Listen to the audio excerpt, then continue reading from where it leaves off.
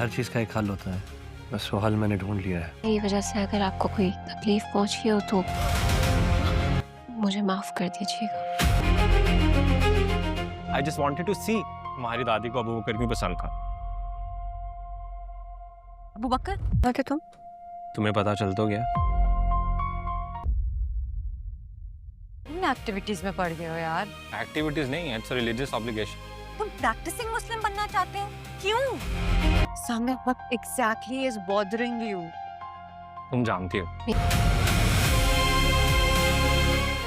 और आखिरकार ही अबू बकर ने अपनी माँ को सारी हकीकत बता दी होती है। उसने हमना से शादी नहीं की हुई, बल्कि हमना उसे मोहब्बत करती है और उसी से शादी करना चाहती है। इसी चक्कर में वो यहाँ पर पहुँच गई है और उसकी माँ को जैसे ही ये सारी हकीकत मालूम होती है, उसके पैरों तले से ज़मीन निकल जाती है। पहले तो वो अपने बेटे अबू बकर को ही कसूरवार समझ रही होती है और उसे यही लग रहा होता है कि उसके बेटे अबू बकर ने उसकी इज़्ज़त को नीलाम कर दिया है, लेकिन ऐसा अबू बकर ने नहीं किया होता।